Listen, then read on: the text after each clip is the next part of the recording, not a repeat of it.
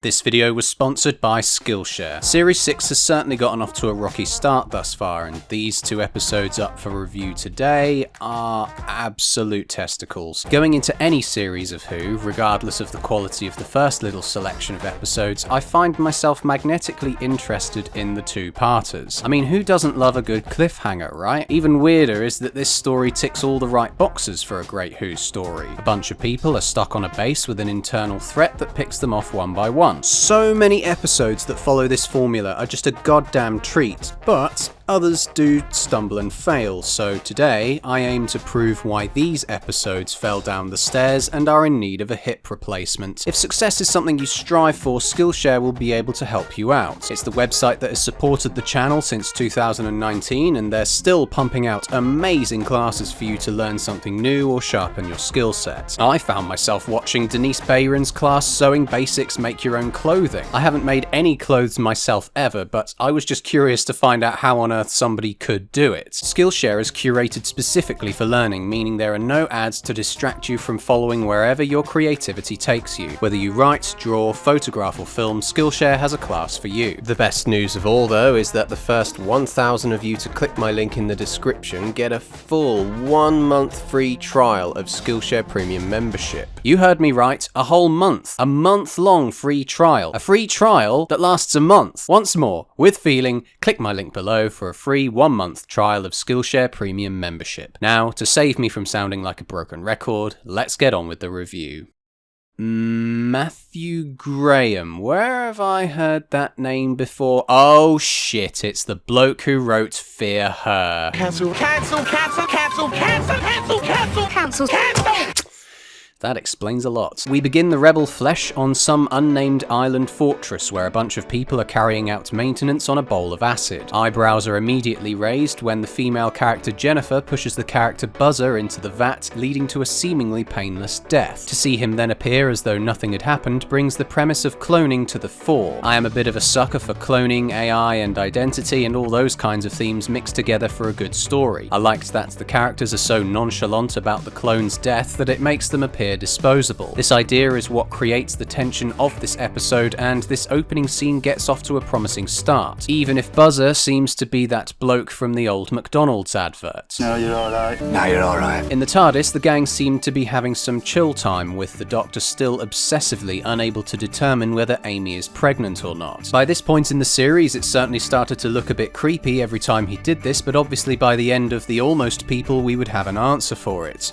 Well, sort of. We'll cross that bridge when we get to it. A solar tsunami gets the gang towards the episode's unknown location in a rather humorous fashion. Doctor, my tummy's going funny! And I liked that they seemed to have no preparation for an emergency landing whatsoever. The gang arrived at the monastery with the Doctor believing another solar tsunami wave is going to come. He pulls out a snow globe, presumably of the monastery, that I believed would have some utility in the episode, but unfortunately gets forgotten about after the 11-minute mark and never gets used again. The Doctor didn't bother to check what year this was either, leaving them to believe that a bunch of monks were blasting Dusty Springfield out loud for all to hear. My mom's a massive fan of Dusty Springfield.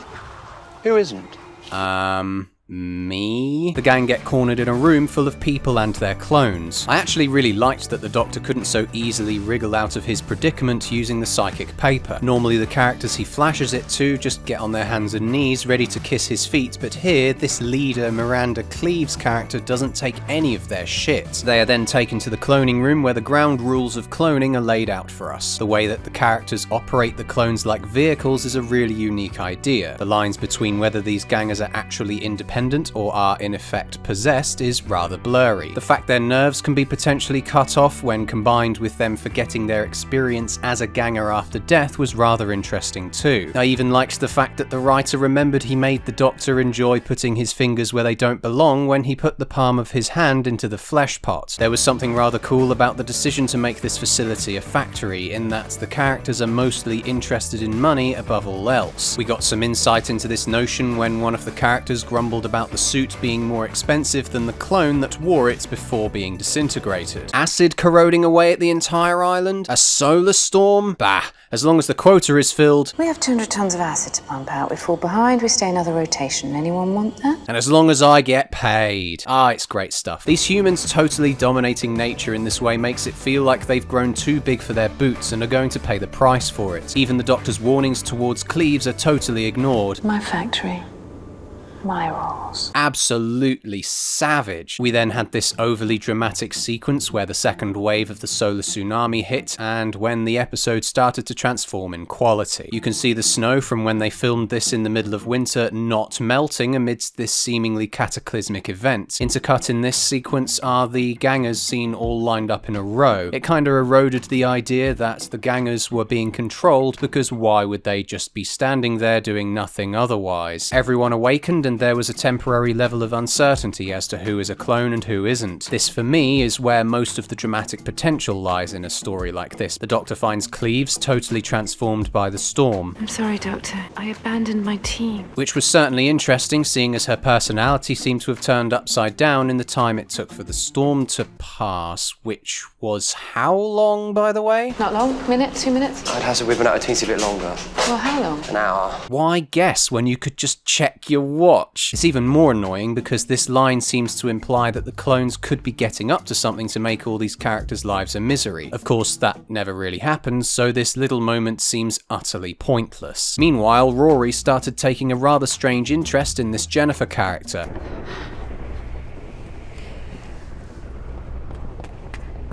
In the next room, this happens. You okay? I feel funny. I need the washroom. I'll come with you. And he does! He's in the girls' bathroom, just lurking. I just need a minute. Oh, yeah, sure. Take all the time you need. Why this connection between the characters was so spontaneously introduced without question makes their relationship feel so forced. It's a shame because it spoils a really nice moment with Jennifer flickering from flesh to human in the mirror, made even more hilarious by this.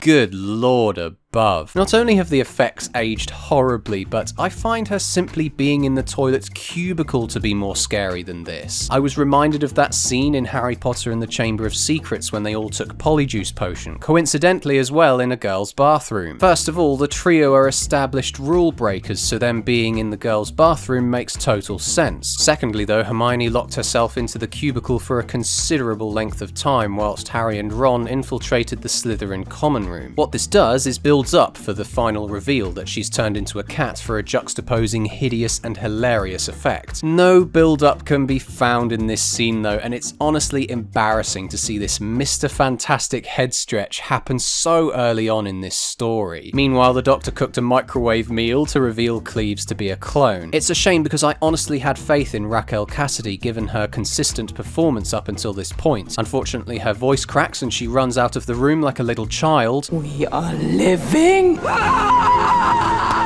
Absolutely priceless comedy. Back to the Rory Jennifer subplots, we have a rather dull scene where the gang are reeled off a bunch of information that was very clear to us from earlier on. My name is Jennifer Lucas. I am Jennifer Lucas. I remember everything that happened in her entire life. Yes, I know! Honestly, this could have been a really interesting scene to explore how a clone might feel with its new predicament, but its main problem is Rory standing there throughout it acting as a tear sponge. Why does he care so much about this girl? The confidential for this episode spends a good amount of time trying to justify this strange decision. We have a weird and wonderful relationship. There's nothing dodgy going on. No, nothing dodgy at all. It's honestly like everybody involved in making these episodes has forgotten that these two are married. Rory does fancy her a little bit. I think he does. I mean, he's noticed that she's an attractive girl, as men do. Yes, but Rory isn't exactly a womanizer, is he? This isn't normal for him to behave this way, which is why I find it so peculiar that he spends so much time following her into bathrooms and seeking her out after she punched him in the face and traumatized him with her fleshy neck. You used my name, thank you. Amy's a lucky girl. Yeah. The most damning moment of all was when the pair were reunited with Rory holding Jennifer's hand. This is it, I thought. The moment we've all been waiting for. Amy's gonna absolutely flip at Rory for hanging out with this other girl, but no. Rory, listen. No, you listen. Nobody touches her! And that's it. Jesus Christ. So you know I mentioned earlier about the most dramatic potential coming from wondering who's a ganger and who's not? Well, as soon as I saw this room with practically all the gangers together, this mystery just got zapped out of existence. I honestly hate the fact they have this makeup appear on them so arbitrarily, as it removes any potential for infiltration and sabotage. If they can't do that, then they're not dangerous, and by extension, an uninteresting and tensionless set of antagonists. We have the advantage now. But you really don't! When the Doctor showed up in that room with them all just standing there, I realised just how empty they all were as characters. There's the leader, Music Man. That's my record. Who's playing my record? And two other blokes who just have no characterization whatsoever, and I don't even know this other bloke's name for God's sake. All I know is that he sneezes, which literally served no narrative function aside from identifying that he's not a ganger, even though they never said at any point that gangers can't be ill. Everyone was reunited in the mess hall, and we had a rather nice moment between these two blokes who wanted to see their son for his birthday. I realised at this point that Music Man was actually Frodo Baggins for some reason, but it made for an interesting conundrum all the same. Unfortunately, one of the most baffling jokes then poured out of the Doctor's mouth to just ruin a scene that had the potential to be interesting. But as you might say up north, oh well, I'll just go took foot at stairs. Hey, bye, gum. Or not. It's just so cringe. Then Human Cleaves came along to bury the episode 6 feet deeper. This circus has gone long enough! Oh, great. And what have you been doing this whole time? Circuit probe. Fires about, 40,000 volts. Would kill any one of us, so I guess she'll work on gangers. Literally 30 seconds later, even though she explained what it will do to all of them, cardboard cutout money clone just ran straight into the electric gun and got himself killed. Rory then did exactly the same thing, but miraculously managed to not get zapped. I was honestly having such a laugh at all this nonsense. Admittedly, things got a little better when the cloning of ideas started happening with both humans and gangers. The idea of us and them passing through both groups like a virus certainly sets up the fight that's supposedly going to be had in part 2. Back in the birthing room, the real Jennifer then appeared. Like Cleaves, we have no bloody idea what she's been up to for the majority of the episode, but it doesn't matter because she just winds up being killed anyway. Rory, Jen's out there. She's out there and she's on her own. Rory? I can't leave her out there! Rory! Rory, it's tea time. No more playing in the garden until you have an empty plate, mister. The Doctor's teasing dialogue at the end of this episode was infuriating as well. They're coming back. In a big way. This is insane. Yes, it's insane, and it's about to get even more insaner. The desired effect of being shocked by prosthetic Matt Smith went right over my head as well. I laughed my bloody arse off at the sight of him at the end. So, did it suck? I can't believe how interesting this episode started off, only to snowball into a disaster piece by the end. The cloning ideas had so much potential, but are tainted by the prosthetics and lack of story. None of the characters are interesting, and any that started interesting just became uninteresting by the end. The crown jewel of bad shit in this episode, though, was Rory and Jennifer. It's almost like Matthew Graham wrote this story for Series 5 or something when he wasn't married. I give The Rebel Flesh a 3 out of 10.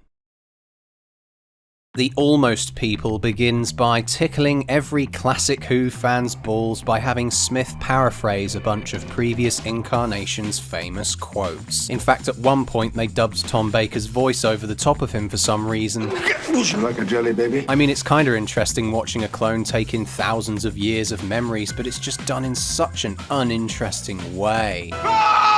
Oh, Christ. Christ! So the gangers are trying to break through a door with the humans arming themselves with tools that just looked pitifully funny. All the while, the Doctor was nattering to himself, and it was so amusing to me that all the humans had just given up trying to include the Doctor in this last line of defense, given how he just loves the look of himself so much. I'm starting to get a sense of just how impressive it is to hang out with me. It's just so inspiring to hear me say it.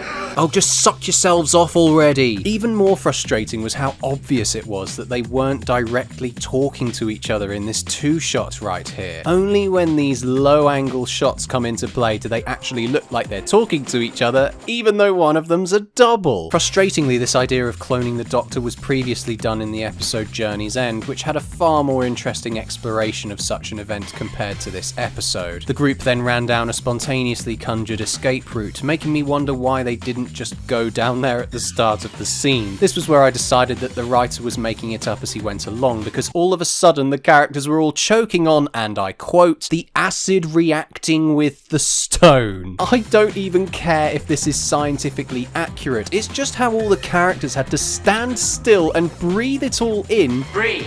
Just for a long and pointless explanation from the Doctors. Cleves then suddenly remembered an evacuation tower was at the end of the tunnel, and only then did they decide to move out of this poisonous area. It was at this point as well they introduced Cleves as having headaches. Not a single headache was to be found in part 1, so I'm once again convinced that there wasn't exactly a well thought out structure for these episodes. The same thing can be said when Jennifer says this. It's the eyes. When they destroy us, the eyes are the last things to melt, and there's one question in those eyes.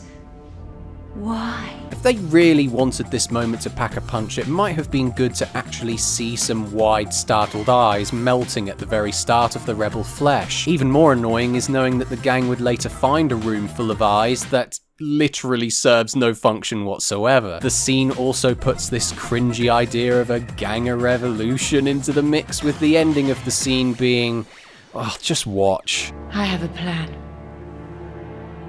And it'll destroy them all. They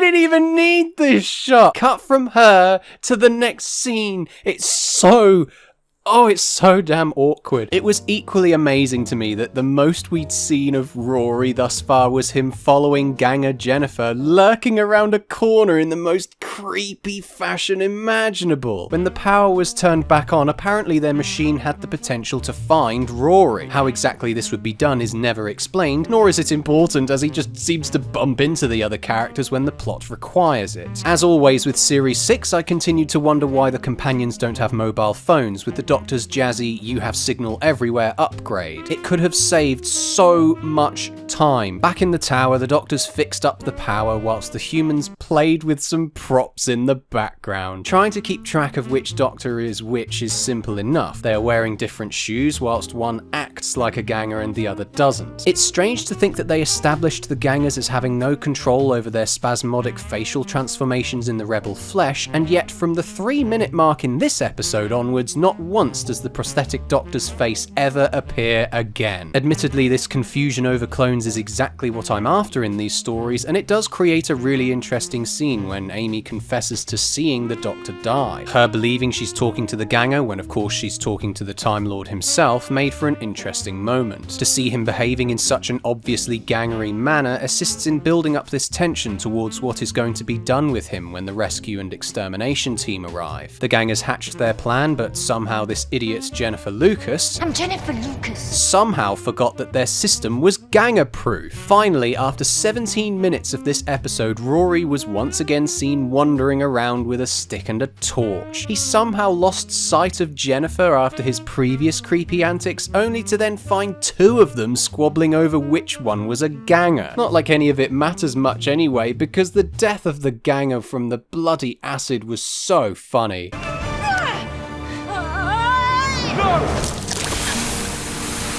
What an absolutely pointless scene. Rory is then duped into turning up the temperature, removing all the air.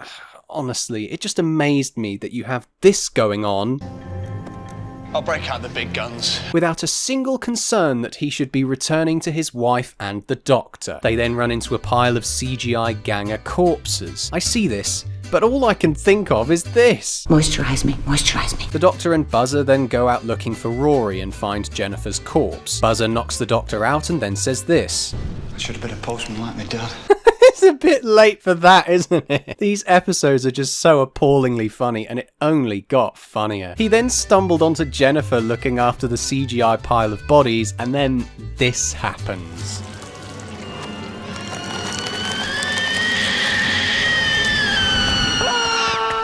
Man alive. I can honestly imagine this being disturbing to a younger viewer, but the running off-screen death is actually so funny to me. The original plan was for her to eat him, hence the giant mouth, but I'm glad such gory details were cut, seeing as the gangers previously showed no desire to eat humans at any other point in the story. In the following scene, the Doctor apparently wanted to start eating people as well. They then bump into Rory, who essentially traps them all in a room. He suddenly has a bit of a hard-on for showing the world the disposability of the gangers. They've been throwing away old flesh and leaving it to rot. Alive. I think the world should see that. And then Jennifer just had some of the most hilarious dialogue to accompany it. The little girl got strong. What? The little girl lost on the moors in her red wellies, looking for a way home. Well, she got strong, Rory. What? This bad writing seemed to infect the Doctor locked in that room. This is going to overheat and fill the room with acid. Just as a point of interest. And we can't stop it? Just as a point of interest? No. Was this meant to be funny? I don't... You make me wanna die. Rory then had a Benny about being betrayed, and in typically boring antagonist fashion, Jennifer explains the whole plan to him. The humans will be melted as they deserve, and then the factory will be destroyed. Once we get to the mainland, the real battle begins. You're one of us, Doctor. Join the revolution. Ugh, that's some stinky acting right there. All of a sudden, the Doctor decided to make everyone aware of Music Man's son. Ring, ring. Doctor! Ring, ring! Which just derailed any tension that was built up from locking the characters into a room. This segment was so fucking cringe. I think you want to speak to Dad. Yes. Jesus Christ, is that kid doing the floss? How did the Doctor even know this call was due to take place? Worst of all is how underdeveloped this Music Man character is. Considering both he and his ganger did absolute zilch in this entire episode, it makes this moment feel so oddly spontaneous. Seeing the boy causes the Music Man ganger to go and help the humans, and of course, this imminent explosion that's hovering over the whole story is just frozen in time to have a soppy death moment. What do you want me to do? It's up to you now.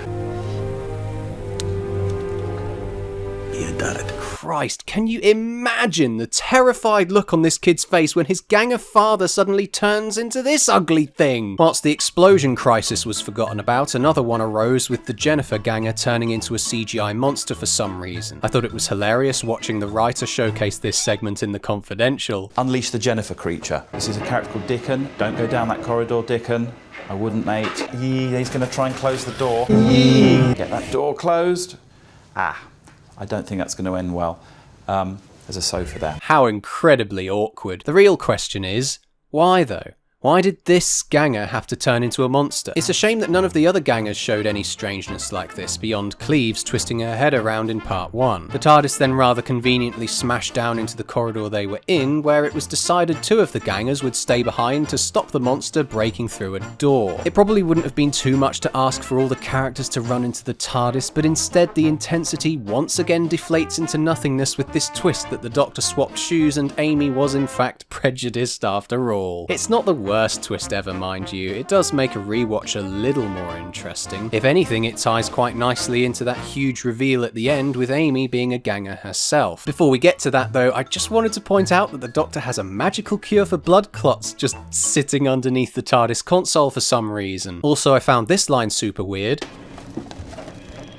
Happy endings. Considering him trapping that family of blood member inside a mirror 4 years prior was not exactly what I'd call a happy ending. Cleves' departure felt extremely rushed and hollow as well, but it's good to know we'll never see these godforsaken characters ever again. Fingers crossed. This final scene though was surprising to say the least. The Doctor acting kinda like a villain here was interesting, but what I really liked was that it took him so long to figure out that Amy wasn't Amy. All the time he spent pretending to be a flesh himself must have heightened this feeling of betrayal he experiences in this scene. Gotta say though, Rory stepping away from his wife once again seems to reaffirm that he's not as committed to her as I originally thought. It's like he's in on the secret that Amy's actually a ganger as well, and yet not once was this ever made clear. Anyway, the Doctor turns Amy into a puddle of cum, and then the episode closes with a rather disturbing scene with the patch-eyed woman continually checking on Amy like a nightmare nurse.